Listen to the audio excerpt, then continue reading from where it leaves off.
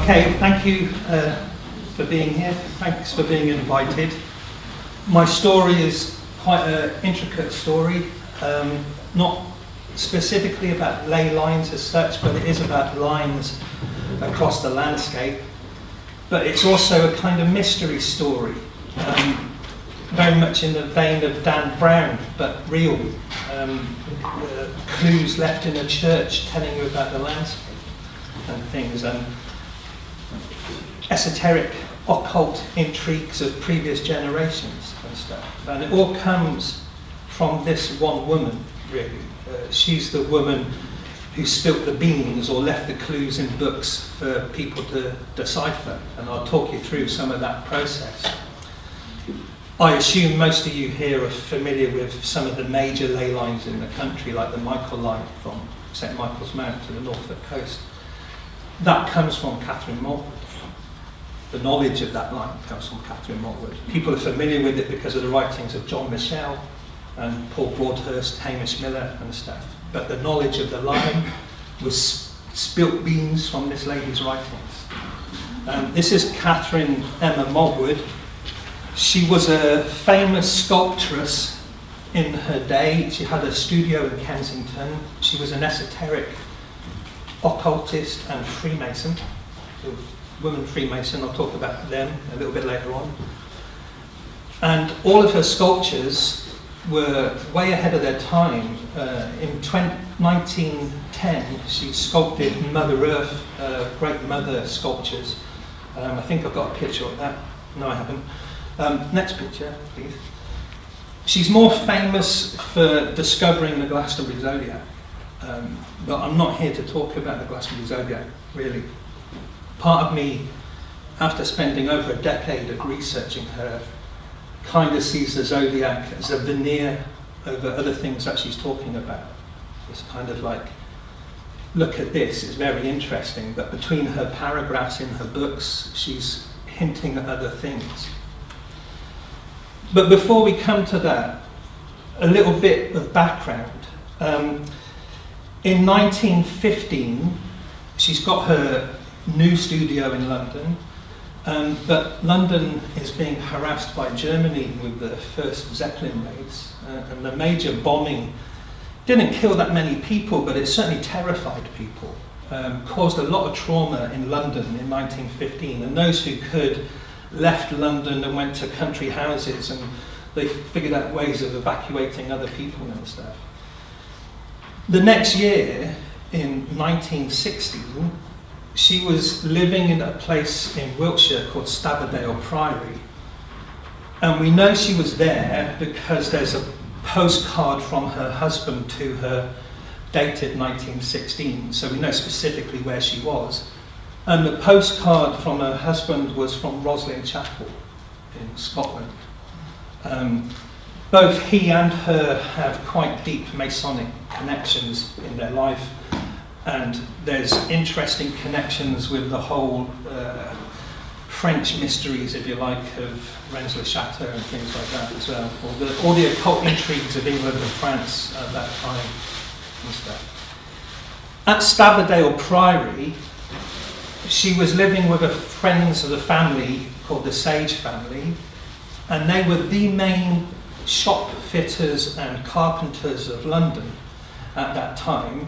They built Harrods and stuff, and they were commissioned by the Admiralty to build the first aeroplanes as an attempt, like, what the hell do we do against these Zeppelins?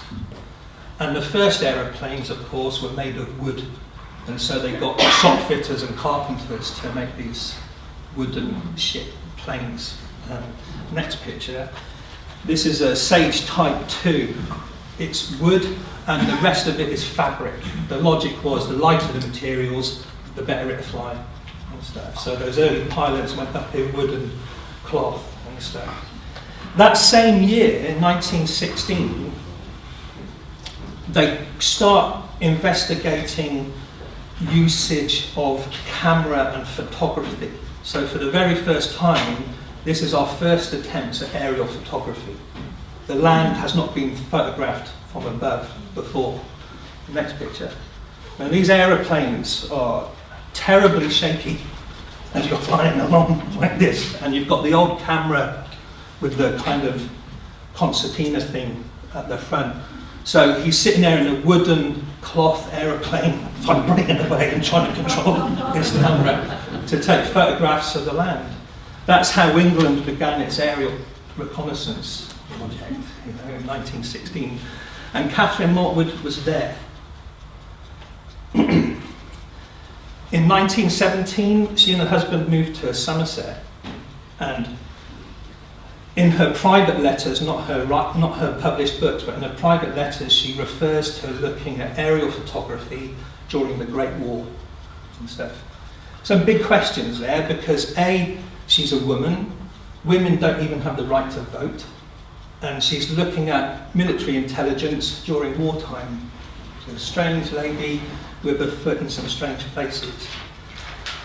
And this is a woman who develops a great understanding of the land, because she's seen it from the sky, and patterns in the land, and great big lines across the land. But she can't talk about it because it's intelligence, it's military, she's a woman, and so on. So she writes books later on about a zodiac and puts other information in there. Next picture. This is one of the effigies of the Glastonbury zodiac. It's not one of the zodiac signs, it's the dog that's outside of the zodiac round. It's kind of seen as a guard dog, but you'll be familiar with it if you know the Michael line. The dog's nose is Borough Mump, which is on the Michael line from St Michael's Mount up to Norfolk. But it's a brilliant drawing. It's made by, from the tip of the ear, the red road goes to Borough Mump, and then from the nose, it's the river Parrot, does the whole underneath of the jaw and the throat, and then goes on to do the chest and stuff. I wanted to show you that first, because I can now show you the very first aerial photograph of it. And you can see the dog clear as day. Next picture. Those shaky photographs had to be stuck together one by one to try and get that working. Whether it was done by man, deliberately or not, or whether it's something that's called simulacra, just something that looks like something, the air pilots believed there was a great big dog down there. You can see it, it's clearly there. Not only that, there's a book called the Oxford Dictionary of Rhymes, I think, or songs, and Somerset has a long wassailing tradition, which is apple trees and making cider and so on. And going back to the 1840s, the place where this dog is, a place called Langport, there's a wassailing song that sings about the girt dog of Langport burnt his long tail, and this is the night we go singing wassail. So that predates all the aerial photography. And girt dog just means big dog. And other than this shape in the land, there's no alternative suggestion as to what the girt dog could possibly be. Now, the girt dog, from the nose to the tail, is about 5 miles long. The tail, the ear, is on a piece of land called Ear Lake Moor, and the tail is at a place called Wag. W-A-G-G. It's true. So not only have they got these simulacra, it looks like a dog, but you've got place names that suggest a dog, and a wassailing song from the 19th century about a girt dog of Langport as well.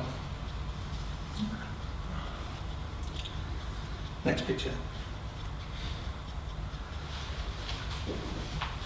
Her first book came out in 1935. She'd already spent 20 years in Somerset looking at the land, and it's a decade or more since the end of World War I. And she writes her first book, and in the very introduction, her first book's called Temple of the Stars, and in her introduction she's talking about the Holy Grail, because she's wrapped up in Arthurian mysteries, and she makes a quote that says, "The secret things of the sacrament none should tell openly." And so straight away in her introduction, there's a hint that I'm talking about things underneath the lines. Next picture.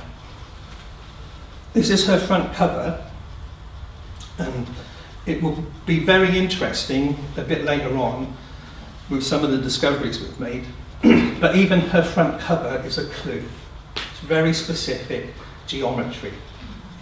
Next picture. The lettering makes an equal-sided triangle that goes right through the RAF symbol, bullseye. Okay? This is very deliberate to other things that she's talking about. Next. So in her introduction, she's suggesting this idea of zodiac signs. You can see a lion shape here, and a bull's head and a bird. And she makes this reference, she says, from Alfred's fort at Athelney, she means Burramump, and Camelot Castle at Cadbury, both are 11 miles from the Tor, the Isle of Avalon. She uses old language that we won't use today, sort of thing. But after describing this triangle, she said nothing more about it. And it wasn't relevant to what she was just talking about either. It's just thrown in there, in the introduction. And what's the significance? It isn't for another 40 years that someone plays with it and works some geometry out with her triangle. And it was probably John Michel. If you put a compass in the Glastonbury Tor and the other end of the compass in the dog's nose and draw a circle, you get a third place, next picture, called Stoke St. Michael at the top. You actually have 3 Michael churches in a line. They're 11 miles apart, and you've got a Michael church down here. Once you've got 3, you can extend the line. And this line goes from Stoke St. Michael's on Glastonbury Tor, St. Michael's Church at Burramump down to St. Michael's Mount in Cornwall. Comes from Catherine Mottwood's Glastonbury Zodiac book. Numerous other churches dedicated to St. Michael. Next picture. I think John Michel figured it out from her writings, but he never actually says anywhere. In his own books like View Over Atlantis and Ancient Light in Glastonbury, he just talks about the Michael line as if it's known. He doesn't claim, I discovered this. But in his introduction to The Sun and Serpent by Paul Broadhurst and Hamish Miller, he talks about it.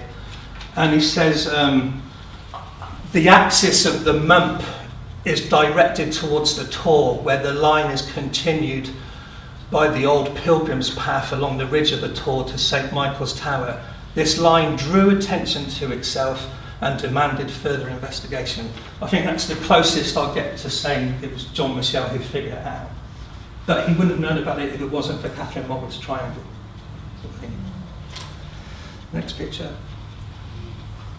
So that's the Michael line.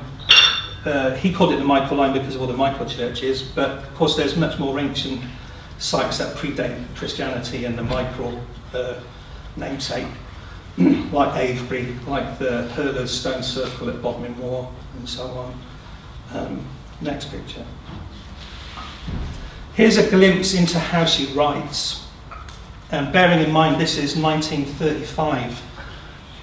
She says, St. Michael's Tower crowns Glastonbury Tor, and many churches in the neighbourhood have the same dedication. There's a clue for you. Probably like this one, they stood on the site of pre-Christian fire altars. Next picture. It must have been an inspiring sight when Glastonbury Tor stood in the midst of hundreds of beacon fires, tossing their flames up to the night sky from the surrounding hills, a survival of the Beltane fires of May Day.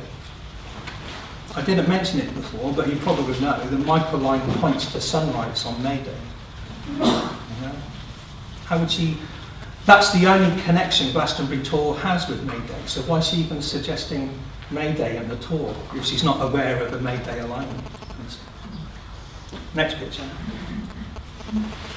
This is nice. This is how sly she is sometimes. She's talking about the dog's nose, Burramump.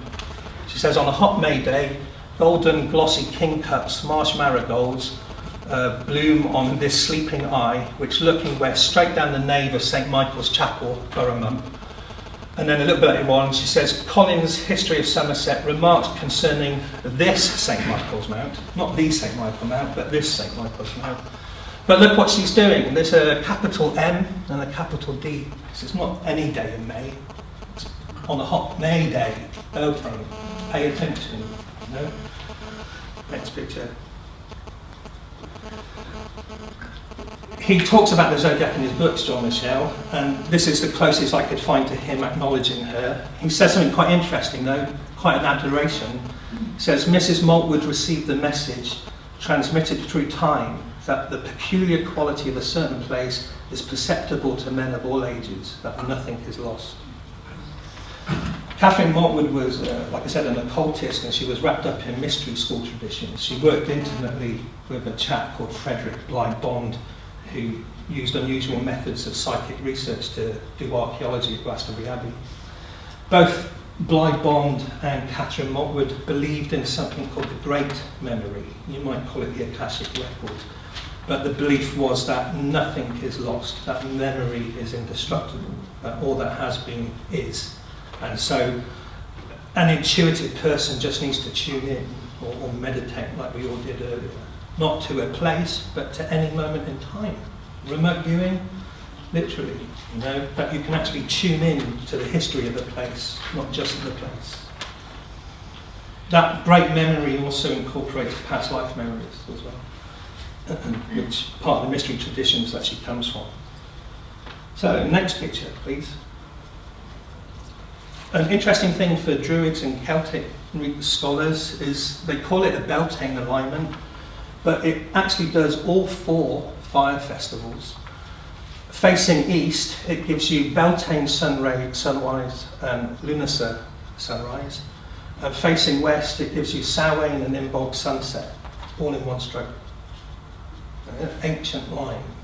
I'm going to be talking about another line later, which might not be so ancient, but I think these hilltops where Christians put Michael churches is an old pagan line.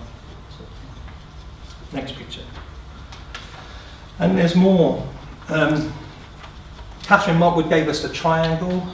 I used to think a researcher called Nicholas Mann discovered the 4th location, but I've got talking to a chap called Hank Harrison, who was an old friend of John Michel and instrumental in founding Rilco, and he said it was known long ago, but there is actually a 4th place where there's a Michael Hill.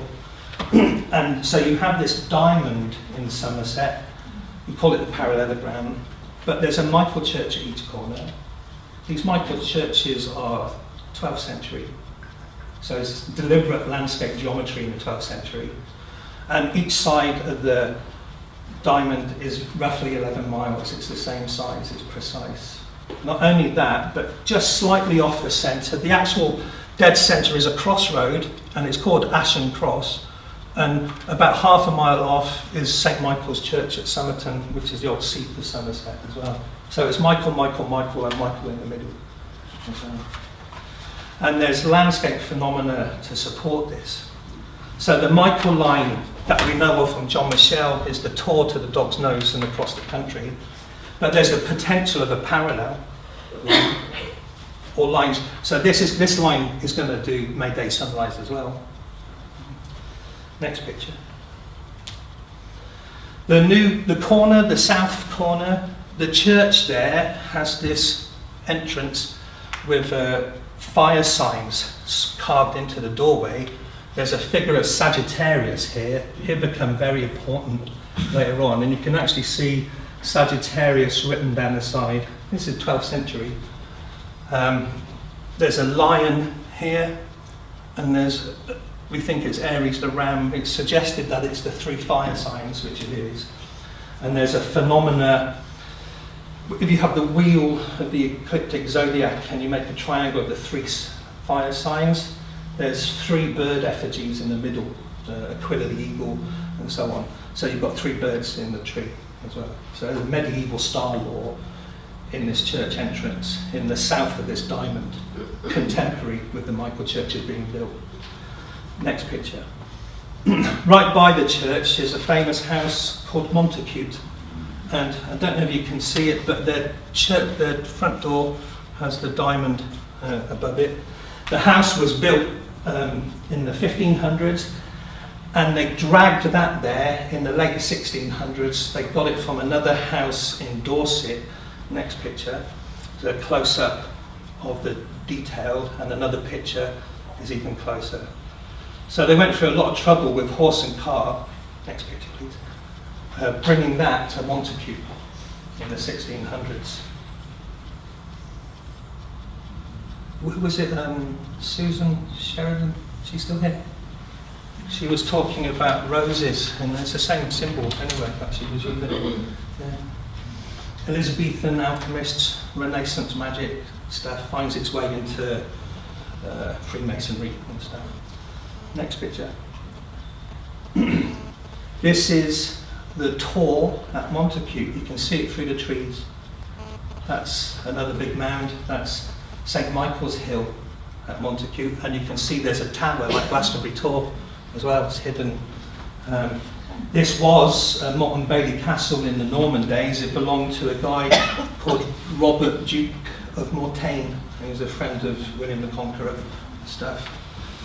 Next picture. The man from the manor house built his own tower for studying the stars there in the 1700s. There's a lot going on in Somerset all around the 1700s onwards, which isn't accidental to the beginning of Freemasonry in 1717. Freemasonry is older than that, but there was a definite shift in 1717 when United Grand Lodge set itself up and started dictating things. Suddenly in Somerset, all these manor houses start popping up with interesting gardens and follies. We'll touch on some of that. Next picture. So, you've got this diamond shape. We were just looking at Montague where there was a St. Michael Hill.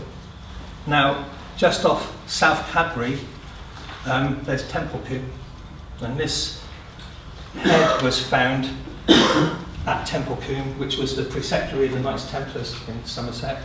It's been carbon dated to the 1200s. It wasn't known about until after the Second World War, so Catherine Mogwood didn't know about it. In Temple Combe, a housewife had gone to the coal shed during World War II to get coal, and there was white stuff all amongst the coal, and she looked up and there was this face staring down at her from the coal shed, and the plaster had crumbled off and his face was there. And who knows when it was stashed, but it had been hidden in this old coal shed, and like I say, carbon dated to 1240 something. So because it's from Temple Combe and the Templars were said to worship a head, people consider it a relic of the Knights Templars in Somerset. People argue whether it's Jesus, John the Baptist, or Jacques de Molay. Don't matter really, it's an ongoing chat. It actually might just represent the self. The interesting thing is a pattern that's going to come up again later, that each side has 3 sections. We've got a straight, a hoop, and a straight. So you get 12 sections. It's an old way of doing a horoscope or a birth chart is to do a diamond and work out the 12 locations. The usage of a circle is relatively modern. The hoops represent the 4 heavenly creatures, the royal star cross, if you like, which is the winged bull, the lion, the eagle, and the man, Aquarius, Scorpio, Leo, and Taurus. Next picture. This is how it works with the zodiac. So this is the symbol for Taurus here. Here's Taurus the bull. So the hoop represents one of the royal star signs, if you like. So whenever you have a birth chart done for yourself and they draw that, the thing in the middle is your date of birth, you. So the face with the Temple Combe represents the self as well. Next picture. And back on. The Hood family. The Hood family have lived, or did live, at the centre of the Glastonbury zodiac since the 1600s, and that's their coat of arms. Bit of a strange coincidence, that one. On the map, I showed you the Michael churches had said there's an Ashen Cross in the middle and there's a white cross in the middle of the Hood coat of arms. Strange. So there seems to be diamond or parallelogram knowledge. that supports the geometry, the temple plume head with that diamond, and the hood coat of arms at the centre of the Glastonbury Zodiac with their diamond. So it's not just patterns in the land, there's stuff going on, like the land is supporting the patterns. Technically, it's the three crescent moons, which is evil with outside. I don't know about that. Symbols are so changeable, you know, what's evil about the moon, I don't know. In Babylonian stuff it's sin, but sin wasn't evil. It was to the Hebrews. Ishtar was evil to the Hebrews, but not to the Babylonians. It's all very changeable, isn't it? You could say it's horns, so it's devil-like, but someone was talking about the moon and stuff. You were talking about the moon and stuff. So it's the moon threefold, and Celtic things and Druidic things are always threefold.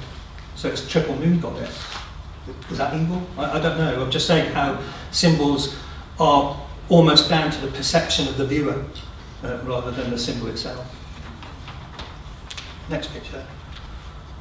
Oh, the interesting thing with Hood as well, this the family surname is from a Saxon surname, and the original spelling, the old spelling, is H-U-D-T, Hut, Hut, and it became softened to Hood, and Hood means head. So if you think of the head in the Templar thing, this is the head family, the family of the head. So that's the parallelogram. All of this comes from Catherine Motwood's writings. And I haven't mentioned the Melkarth line, which is the next bit. So we've known about this for a few years.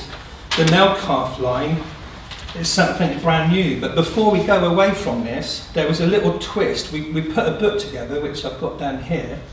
And I write about the discovery of all of this. And then after the book was published, found out more. And that was really frustrating because it's not in the book, you know.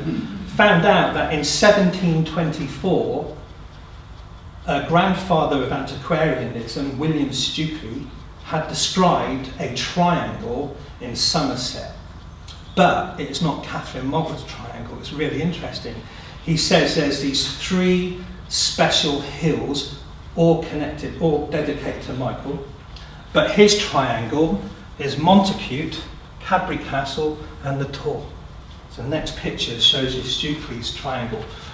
So this triangle goes back to 1724 and is known about in antiquarian research. So that's almost your oldest evidence of someone studying geometry in a landscape. Go back to William Stukely. And he's relevant later on. He wasn't aware of the dog's nose. And Catherine Motwood gives us the top triangle, so she gives us the dog's nose, but doesn't mention Montague and stuff. But there's something going on. Anyway, next picture, please. So, this is the brand new line across the land. It's not brand new, but we've only known about it for about 2 years. And it's as big as the Michael line, and it comes from the same source, Catherine Motwood's writings. This is a very strange church in Somerset called Hornblotton Church. It's on the Scorpio area of the Glastonbury Zodiac. And it's full now. Normally I tell this differently, I tell how we discovered it, but I can't keep doing that, it gets too repetitive. The church is full of symbols and esoteric artwork and deliberate coded messages. And it's taken a long time. Myself and two friends who are kings of nerds, they really are. We meet regularly, and one is Dr. Anthony Thorley, and he won't mind me calling him King of Nerds. And another one is an old friend called Alan Ross. And the two of them together are just mind-blowing, you know. And I'm kind of there trying to catch up with the way they're thinking and throwing in suggestions and stuff. Could you repeat their names again, please? Dr. Anthony Thorley, yeah, and Alan Royce. Okay. So what I'm showing you now, just a glimpse of the stuff that's in Hornblotton, but I can safely say, without any shadow of a doubt, and Anthony Thorley is really hard to pin down and say, so do you think it's this, or is it still not certain? And he'll actually put his neck on the line and say, definitely, no. the whole interior of this church was done specifically for Holy Royal Arch Freemasonry, but in such a clever way that they hid things here and there. And we'll come to that in a bit while. Next picture. The main picture, if you like, is two scenes of Moses at Hornblower Church. And we'd recently been looking at different parts of the landscape, and when we went to Hornblower, it just came on me that somehow it's referring to the outside landscape.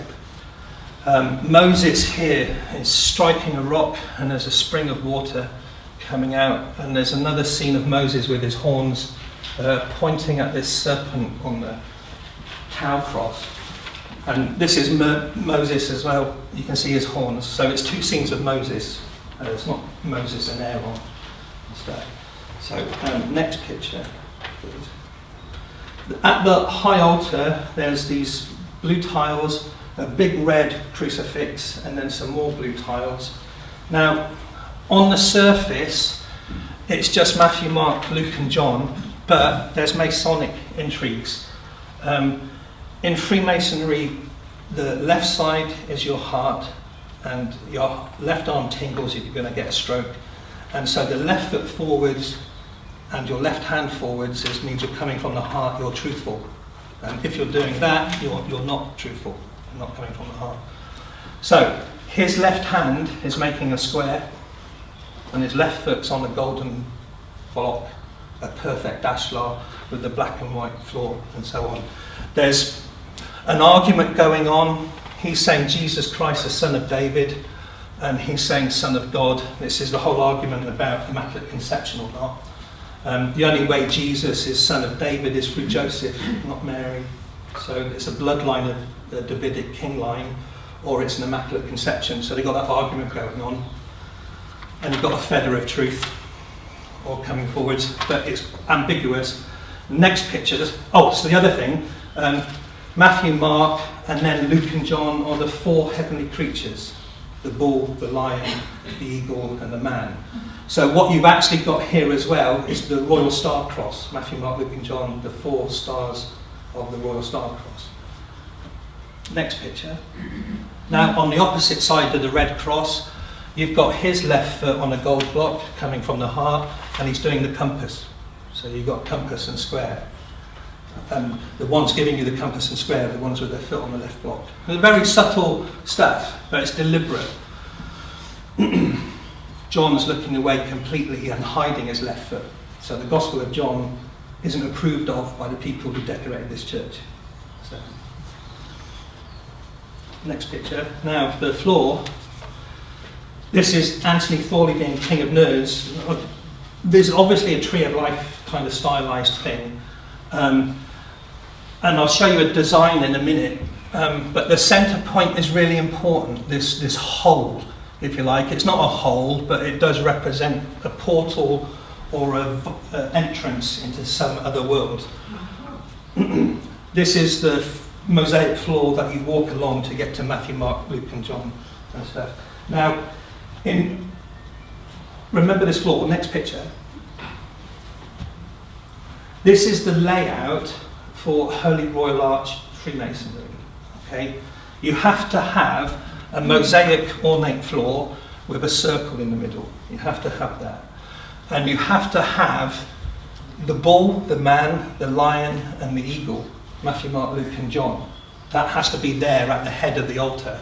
And down the sides you have 6 flags that represent the 12 tribes of Israel. Okay? But it's the 12 signs of the zodiac as well. And at Hornblower Church, you've got the ornate floor and the blue circle in the middle. You've got Matthew, Mark, Luke, and John, Masonic hands up. And you've got 6 chairs opposite 6 chairs, and each chair has a different bird on it. A subtle imagery, but it's not 6 of the same bird. It is 12 different birds, if you like. This, sometimes, depending on the lodge, they will have it permanently on the floor, if it's a wealthy lodge, or they might have it on a rolled up rug that they can unroll, or even a sheet that they can unroll to do the ritual. But this must be 5.5 foot by 11 foot. Has to be, that's the rules. So Anthony Thorley, King of Nerds, went back to Hornblotten Church and measured the floor, and it's 5.5 foot by 11 foot. So the interesting thing then is that in the mystery of Royal Arch Freemasonry, it's after the Jews have been beaten up by Babylon and they've been taken as captives to Babylonia, and then eventually they're set free and they return to Solomon's temple, and it's all ruined. So the main mystery of the Royal Arch is about restoring the temple. The first 3 degrees in Masonry, entered apprentice up to Master Mason, are all about the building of Solomon's temple. Solomon using Hiram Abiff to build the temple. But the Royal Arch is about coming back and rebuilding the lost, damaged Solomon's temple. And amongst all the ruins, they hear a hollow sound and they smash through and they make a hole, and in their ceremony one person goes down into the hole and they find down below a double cube altar with the words of God written on it, and around it the signs of the zodiac and stuff. Now, I'm not a Freemason, Anthony and Alan are not Freemasons. It's taken us a long time to figure all this out. But if you are a Freemason and you've done Holy Royal Arch, you recognise the symbols straight away, you know, and there's more than what I've shown you there. It's too much to say, there's more. But someone who knows Royal Arch would go into Hornblotten Church and go, straight away, that quickly they would know it, and Catherine Morwood did. You know, the whole thing is built on, her zodiac is built on the alignment of Hornblotten Church and stuff. Yuri, Yes? I'm sorry to interrupt. Just for reference, Royal Arch are not lodges, they're chapters. They're chapters. Yeah. And it's a long story of the York Rite and the ancient accepted Scottish Rite, and Youghal not really acknowledging Royal Arch to begin with yet. Royal Arch is thought to be older, and that the first 3 degrees are seen almost as a preparation to Royal Arch Masonry. You can, although it's a chapter, you can only do it once you're a Master Mason. So you have to go through the process of death and rebirth before you can do the Royal Arch and stuff. So some people see the first 3 degrees as preparatory to doing the work, whereas if you stop at Master Mason, and then what? You've become the Master Mason, now what are you meant to do? Well, the work is the Royal Arch, if you like, the rebuilding of the temple and all that kind of thing. Next picture. Women and Freemasonry. In England, Orthodox Freemasonry is governed by United Grand Lodge of England, but right from the beginning, United Grand Lodge of England did not govern everything in England. There were groups that did not sign up to the unification, if you like, and Scotland always held a certain degree of independence. And before 1717 and the United Grand Lodge, France was doing its own thing. And France has had women Freemasons since the 1700s. And it came back into England, it came to England in a roundabout way, and it came to England through the Theosophical Society. The Theosophical Society first went to France, and Annie Besant and other members joined Le Droit Humain, which eventually became known as co-masonry, where you had men and women Freemasons working together. And Annie Besant was the Grand Master of English co-masonry for a few decades and stuff. So women Freemasons have been in England since 1905, but they're not acknowledged by United Grand Lodge of England. You know, they're considered unorthodox and not real, and so on. But they're totally authentic to when compared with French and American Freemasonry and Scottish Freemasonry and stuff. It's just United Grand Lodge will not accept it. Next picture. Here's some Freemasons of Catherine Morwood's era. Catherine Morwood was certainly a Master Mason. There's a certificate of that. And in her writing, she talks about Royal Arch and Scottish Rite and Rosicrucian Masonry all the time. So she's totally fluid with it all. This is contemporary with her, but she's not in that photograph. I just got that to look at what was going on in her day, if you like. Now, in 19 1968, they had a great big meeting at the Albert Hall in London. Next picture. 1968, the Diamond Jubilee meeting of Women's Freemasonry in England. It's totally real. It's estimated to be about 10,000 English women Freemasons. Next picture, please. So, back at Hornblotton Church, before we even knew about the Royal Arch symbolism, I was just staring at this spring of water coming out of the rock, and it played on my mind because of some other research we'd just been doing. We'd been looking at the River Brew, which is the only river to Glastonbury, and we went to the source of the River Brew, which is a very important place. So that source of the river was fresh in my mind when I was staring at this. And I've got a bit blank there, hang on. If you see Glastonbury as Avalon, as some people do, and you have the idea of King Arthur going on a boat to Avalon, it's only the River Brew that can take him to Avalon, unless he comes in from the Bristol Channel sort of thing. So the sanctity of the river seemed to be very important, and that's what we wanted to pay attention to. Next picture. In the 1600s, there's this wonderful book called Polyolbion, in which all the rivers of the British Isles are still represented as naked ladies. That is, they're river nymphs. And nymph in the proper Greek meaning of the word, which is an eternal spirit of a place. So here you've got the Car is the River Carey, Bree or Bry is the River Brew, takes you to the Isle of Avalon and so on. There's the River Tone, the River Parrot should be there somewhere, but the Tone is where the dog's nose is, or the Parrot's a bit higher up. And so we went to the source of the River Brew to check it out. But the interesting thing is, especially for leyline people and stuff, is that even in the 1600s, rivers were acknowledged as feminine, like the Mary Line, going to lower valleys.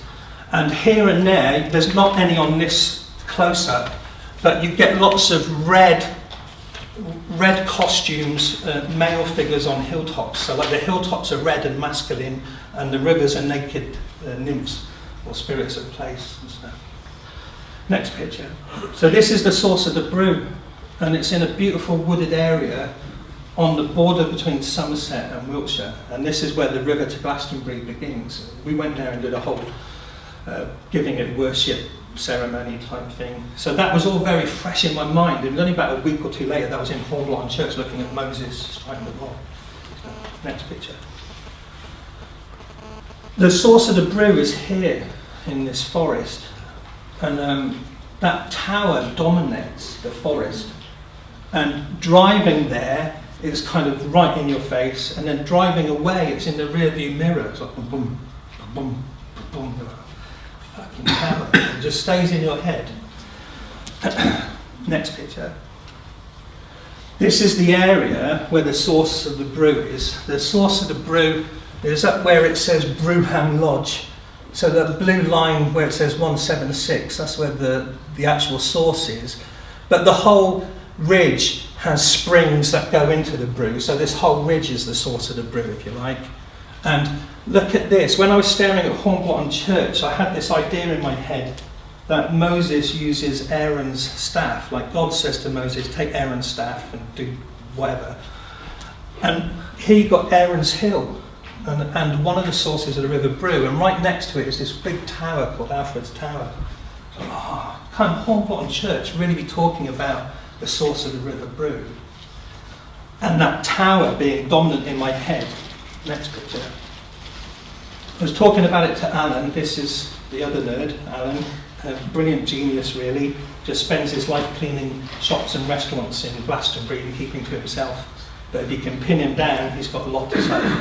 So, I was in the Blue Nut Cafe in Glastonbury with him, and I was saying, I think Moses might be referring to the source of the Brew, and I think King Alfred's Tower is worth visiting. It feels really important. And just as I left the cafe, I said, I'm going to go home and play with the maps. And he said, well, why not draw a line from the tower to Hornblotton Church and see what you get. And it was everything. And it was so easy to find. But it took this whole long thing of finding the source of the river and everything to try and think about it. It was so easy for anyone to find. But this is how it happened. Next picture. A line from King Alfred's Tower through Hornblotton Church goes right through Bruton Church High Altar, right through the third eye of the Sagittarius figure, right through the centre of the zodiac, right into the bullseye of Taurus. Literally into the bullseye. On her front cover. You've got a triangle pointing down to a bullseye. Next picture. Her own map in her book shows this line. She stops here, but for some reason she goes off the page. For her, she's just saying it's an equinox line. It just shows the spring equinox and autumn equinox at the time the zodiac was created. But she's let it go off the line. Hornblotton Church is here. Why she let it go off? Like just another throwaway hint that there's something else going on in the landscape. Next picture. So this is King Alfred's Tower, built around 1760. It's three-sided. There's just enough bricks to make it 1,000 foot high. When added to this hill, it makes it a mountain. The person who built it wanted it to be the height of a mountain, so it's just enough bricks that when you overlook the Somerset levels, you're a mountain high looking down. It's three-sided. Three-sided structure pointing to a circular area or literally into a bullseye. That's there on her front cover. Next picture. Very powerful atmospheric place. Broody, really broody, like Scotland can be really broody, but this is Wiltshire. You know, this is the land of crop circles and cornfields, but this thing is and it's hollow. Next picture is what you see when you go inside. Wow. Powerful place. Alan said, you become the eye in the triangle. You know, that's the symbolism there. Next picture. Now, this we went to King Alfred's Tower in December was when we found out about it, and it's closed to the public in December. It's only open to the public between March and the end of the summer. So I couldn't get inside. So a friend of mine, Karen, is a shamanic buddy, and she did what we did earlier, which is to go somewhere. But unlike Philip, she does use a drum and stuff. And we used to meet regularly, and one would drum and the other would go on a journey. And one evening, she said, okay, you drum, what do you want me to journey on? And I said, well, there's this tower, can you go to the tower in your journey? And so I described it to her, and then I drummed, and she went on her journey, and she came back, and she said, I went to the tower, and I flew around it, and I landed on the ground, and I felt the ground was hollow. And then she changed her mind very quickly, and she said, no, not hollow, there's a cave. And then she said, there's a Venus cave there. Am I right? I said, I don't know. It sounds terribly New Age on you as well, the Venus cave. Anyway, I went home afterwards that evening, Googled King Alfred's Tower and cave, and she was spot on. There's a Venus cave right by King Alfred's Tower. Next picture. She'd never been there. I'd never been there. Less than half a mile away is a statue of Ariadne in a grotto. And this whole quest has been about the source of the Brew and sacred waters. And there's an inscription that says, Nymph, eternal spirit of place, of the grotto am I, these sacred springs I keep. Close to the source of the Brew, the river that takes you to Glastonbury. Oh, crap. You know? The statue, we know, they just, at the place, they just call her the nymph of the grotto, but she's a replica of the statue at the Vatican, and in the Vatican it's called Sleeping Ariadne. Ariadne is the goddess that helps Theseus into the labyrinth to find the Minotaur. Next picture. I thought helping Theseus with the thread into the labyrinth would be really complicated, but it's not. Her instructions were go forwards, always down, and never left or right. Basically, a straight line to the Minotaur or the bull. Next picture. And that's what you've got. You've got King Alfred's Tower, the Venus Cave with Ariadne, and a straight line down through the labyrinth to the Minotaur. All of that was erected in the 1700s. Same period of time that Montague House put a diamond on their frontage and built a tower to do star studying. Next picture. Stourhead is where the tower is and where the grotto is, and Stourhead is the treasure of the National Trust. So it was private until 1947. It belonged to a family called the Hoare family, who are a banking family from London, and they gave it to the National Trust in 1947 after World War II. The main temple there is this thing, which is now called the Pantheon, but back in the day it was the Temple of Hercules. Hercules is the most important thing.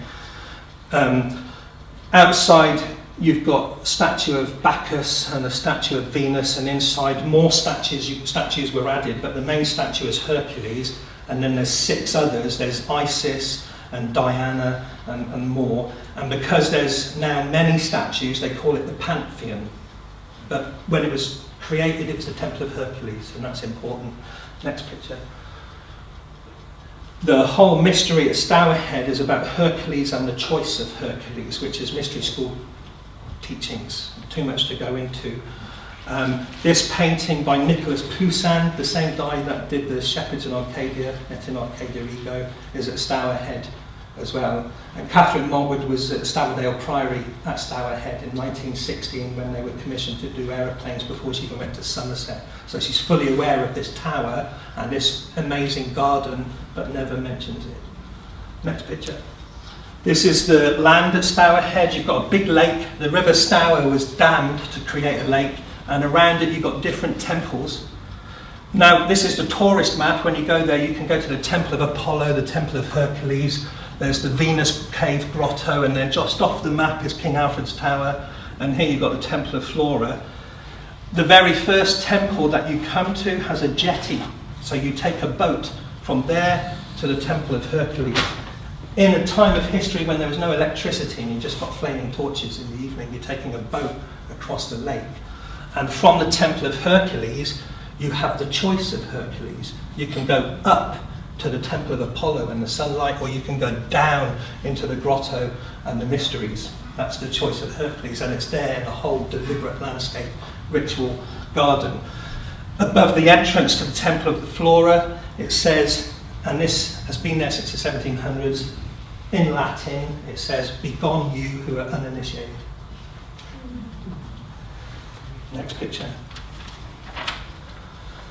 So what does Catherine Motwood say about Hercules? Everything. She talks about Hercules all the time. I call her Alpha and Omega. This Sagittarius figure she calls Hercules. It relates to the constellation of Hercules and Sagittarius. She equates Hercules with King Arthur on this grounds, that originally Hercules had 12 labours. The 12 labours of Hercules are the sun going through the 12 signs of the zodiac, having different adventures as he goes round. And the earliest writing of Arthur, the writings of Nennius, talk about him having 12 battles.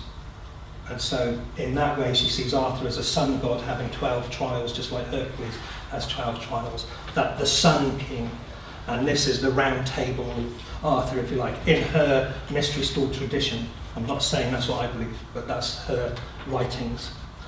Next picture. The line goes on, of course, and it's brand new. I haven't had a chance to research it. Part of it is in Kent, so I'm hoping some of you Kent people can research it, and I'll just give you a glimpse of that. This is an enlargement of that area. So that's the Glastonbury Zodiac, that's Bruton Church, and that's the King Alfred's Tower at Stourhead. Now, it continues, and point A in Roman times was known as the Promontory of Hercules. Ptolemy writes about it. It's the first map of the British Isles, and it says Promontory of Hercules. That's here. Nowadays we call it Heartland Point, or Heartland.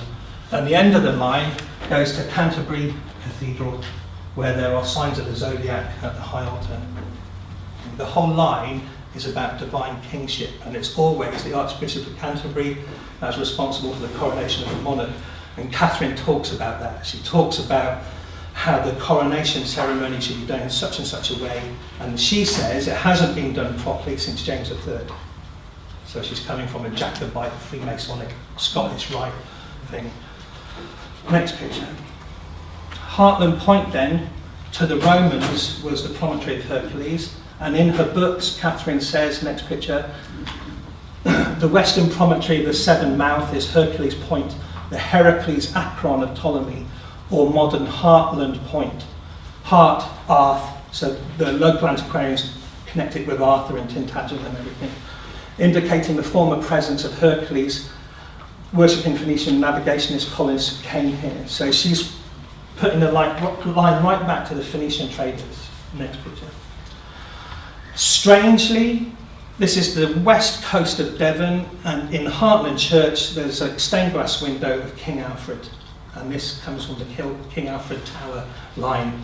That's only been there since 1922, and it's deliberate. Next picture. King Arthur is at Heartland Church with the cross from Glastonbury. That's unique to Glastonbury, the lead cross. Okay? That again has been there since 1922. It's deliberate. Next picture. Canterbury Cathedral, the far end. Nowadays you'll find a single candle where it used to be the shrine of Thomas of Becket. Thomas of Becket was originally kept down below, and then they moved it up, and when they moved it up they pushed the whole floor design forwards. So you can just about make out this strange kind of scratchy surface, and here there's clean paving slabs. The previous floor before the shrine of Thomas of Becket was the zodiac. Next picture. These roundels are dated, they're bronze, and they go back to the 12th century. And here's the same diamond with the hoops on each side at the high altar of Canterbury Cathedral. Next picture.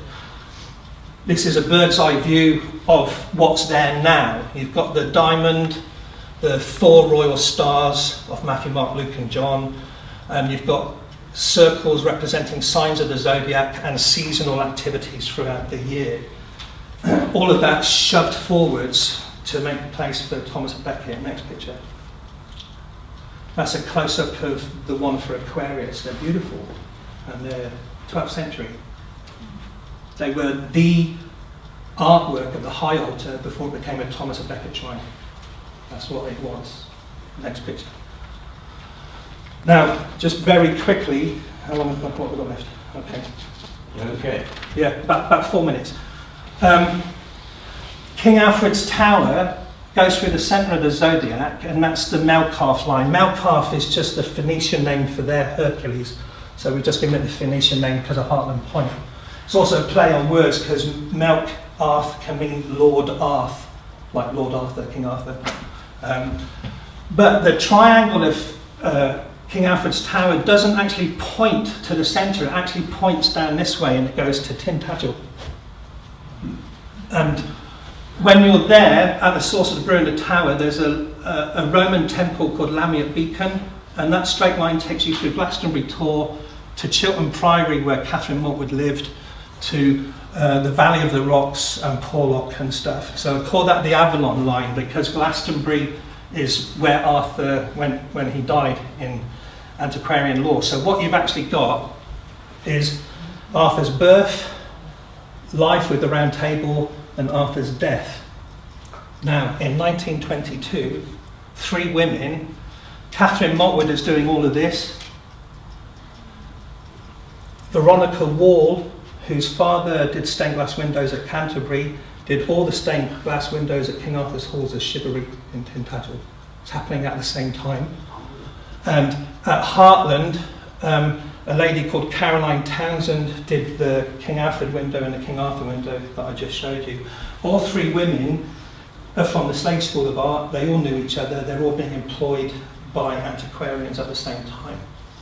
So in between World War I and World War II, there's this whole working the landscape to bring about this new age of Arthur, if you like, or something along those lines. There's certainly a pattern there. Next picture.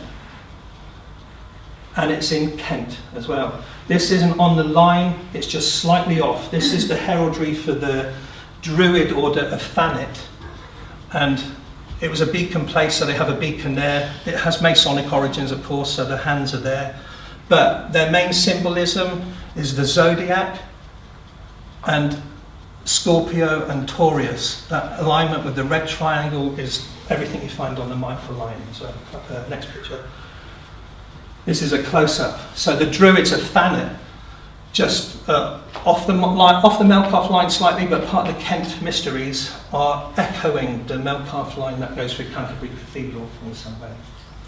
Next picture. And that's it. The book is there on the table. I've given glimpses into it, and between Heartland Point and Glastonbury, I haven't got a clue. We haven't had time to research it. Between Stourhead and Canterbury Cathedral, haven't got a clue. So there's a brand new line there that dowsers in each part of the country can start trying to find anything to do with zodiacs, Hercules, Sagittarius, King Arthur, King Alfred. Any of that will make sense of the whole line and stuff. But it has been, some of the places are as old as the promontory of Hercules, some of it's as new as 1922.